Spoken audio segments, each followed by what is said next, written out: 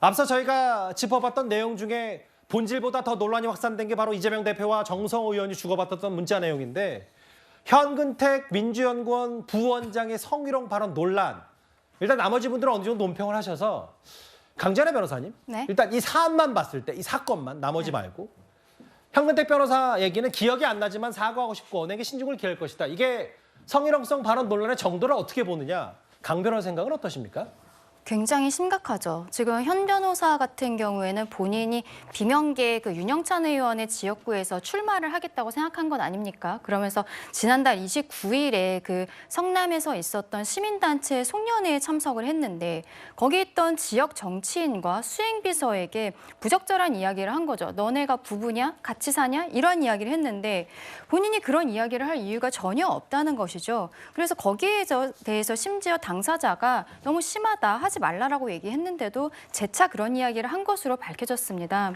이것은 현근택 변호사가 지금 술을 마시고 기억이 나지 않지만 사과하겠다라고 이야기는 하는데 사과하고서 끝날 일이 아닙니다. 이 사건에 있어서는 송년회였기 때문에 그 주위에 분명히 시민단체에 여러 사람들이 있었을 것이고요. 이런 이야기는 그 해당 당사자들에게 대해서는 형법상의 명예훼손이라든지 모욕이라든지 이런 죄책을 지게 됩니다.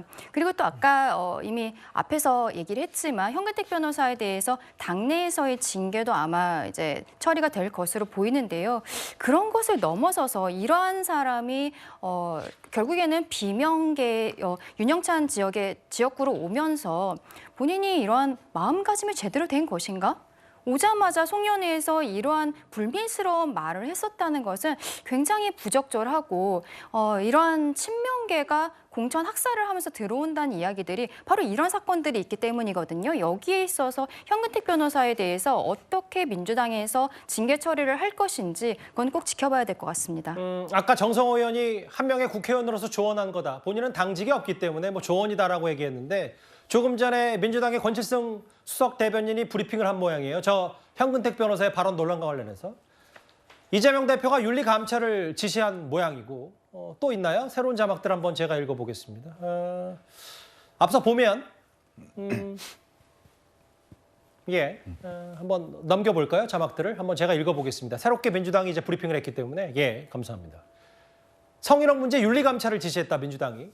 그리고 이게 지금 문자 포착 때문에 발표한 거냐 했더니 민주당이 사실관계 밝혀야 된다 이렇게 잘라 얘기했고 이게 이재명 대표의 뜻이다라고 했는데 당무에 이제 복귀를 한 거고 이렇게 되면 최진봉 교수님 이재명 대표의 뜻이라는데 왜냐하면 근데 저 문자 메시지에 봤을 때 전반적인 맥락은 컷오픈 말고 너무 심하니까 출마는 시켜야 되지 않나는 취지였는데 뭐 또 저기 보면 윤리감찰은 이재명 대표 뜻이라고 하고 어느 게 맞는 겁니까? 저는 뒤에 게 맞다고 생각해요. 그러니까 윤리감찰이라고 하는 것은 감찰의 결과에 따라서 거기에 따라야 되는 겁니다. 대표라 하더라도. 저는 그렇게 생각하거든요.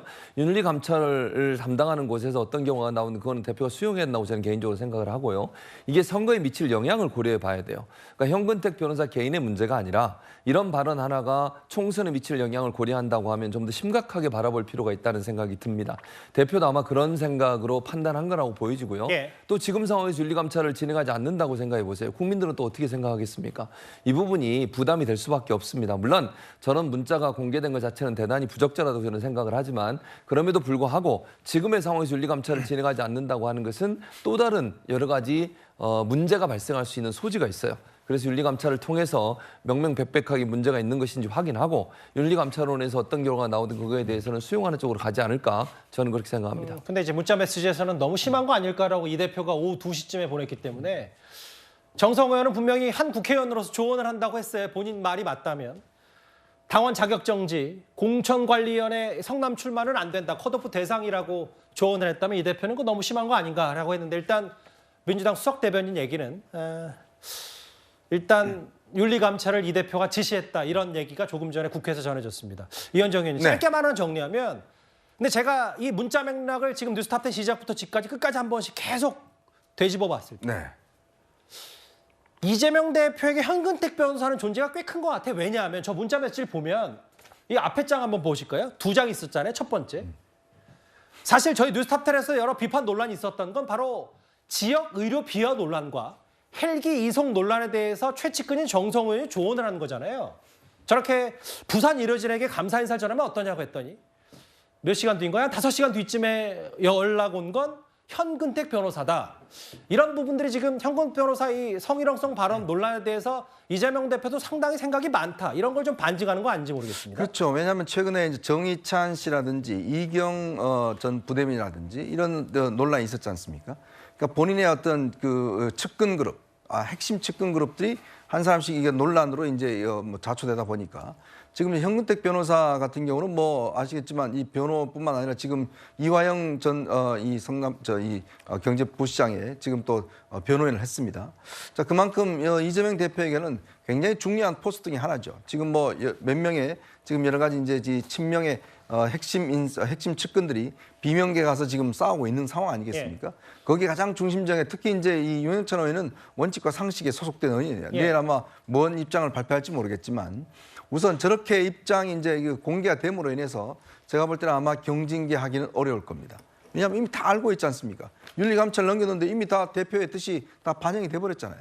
자, 그런 상황에서는 오히려 더 강한 징계를 할 수밖에 없고 자칫 내일 이제 이 원칙과 상식 의원들의 어떤 입장 표명에 상당히 영향을 줄 수도 있다. 그래서 이 문자 한 통이 굉장히 아마 내부적인 파문이 있을 것으로 저는 예상합니다. 이재명 대표와 관련된 문자 퇴원 직후 직전, 그러니까 퇴원 발표 직후에 주고받은 정성 의원과의 좀 문자 내용 파장이 좀 있었기 때문에 민주당이 어떤 입장 발표를 했는지 소포성으로도 저희가 반영을 해봤습니다. 지금까지는 여러분들의 목소리를 만나볼 차례입니다. 첫 번째 댓글입니다.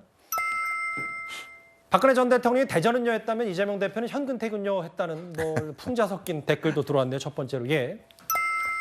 재판 미뤄진 건 불공정이다라는 비판하셨고요.